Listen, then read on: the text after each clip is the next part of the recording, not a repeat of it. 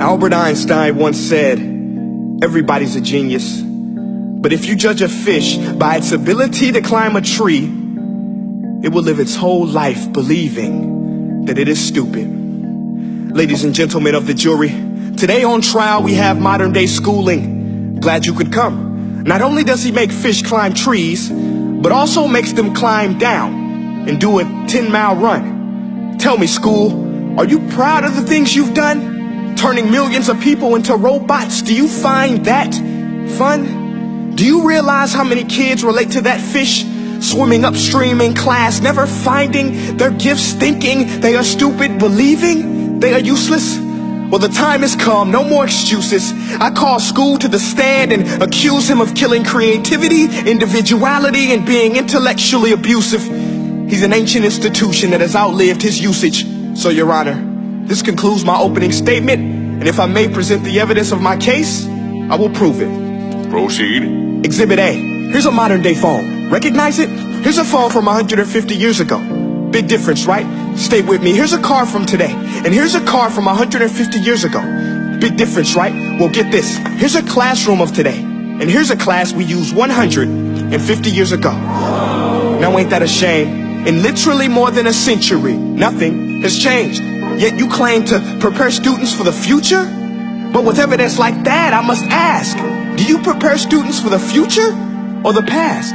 I did a background check on you and let the record show that you were made to train people to work in factories, which explains why you put students in straight rows, nice and neat, tell them sit still, raise your hand if you want to speak, give them a short break to eat, and for 8 hours a day, tell them what to think. Oh, and make them compete to get an A letter which determines product quality, hence grade A of meat. I get it. Back then, times were different. We all have a past. I myself am no Gandhi. But today, we don't need to make robot zombies. The world has progressed. And now we need people who think creatively, innovatively, critically, independently, with the ability to connect. See, every scientist will tell you that no two brains are the same. And every parent with 2 or more children will confirm that claim. So please explain why you treat students like cookie cutter frames or snapback hats, giving them this one-size-fits-all crap. Watch your language. Sorry, Your Honor, but if a doctor prescribed the exact same medicine to all of his patients, the results will be tragic. So many people will get sick, yet when it comes to school, this is exactly what happens. This educational malpractice, where one teacher stands in front of 20 kids, each one having different strengths, different needs, different gifts, different dreams, and you teach the same thing the same way? That's horrific. Ladies and gentlemen, the defendant should not be acquitted. This may be one of the worst criminal offenses ever to be committed. And let's mention the way you treat your employees. Objection. Overruled. I want to hear this. It's a shame. I mean, teachers have the most important job on the planet, yet they're underpaid? No wonder so many students are short-changed. Let's be honest. Teachers should earn just as much as doctors, because a doctor can do heart surgery and save the life of a kid. But a great teacher can reach the heart of that kid and allow him to truly live. See, teachers are heroes that often get blamed, but they're not the problem. They work in a system without many options or rights. Curriculums are created by policymakers, most of which have never taught a day in their life. Just obsessed with standardized tests. They think bubbling in a multiple choice question will determine success. That's outlandish. In fact, these tests are too crude to be used and should be abandoned, but don't take my word for it. Take Frederick J. Kelly, the man who invented standardized testing, who said, and I quote, "These tests are too crude to be used and should be abandoned." Ladies and gentlemen of the jury, if we continue down this road, the results will be lethal. I don't have much faith in school, but I do have faith in people.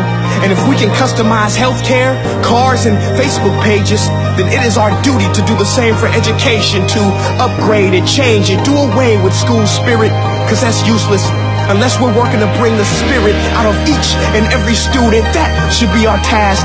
No more Common Core. Instead, let's reach the core of every heart in every class. Sure, math is important, but no more than art or dance. Let's give every gift an equal chance. I know this sounds like a dream, but countries like Finland are doing impressive things.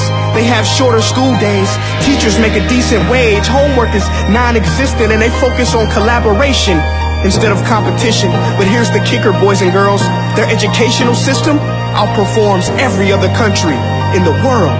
Other places like Singapore are succeeding rapidly. Schools like Montessori, programs like Khan Academy. There is no single solution, but let's get moving. Because while students may be 20% of our population, they are 100% of our future. So let's attend to their dreams, and there's no telling what we can achieve. This is a world in which I believe, a world where fish are no longer forced to climb trees. I'll rest my case.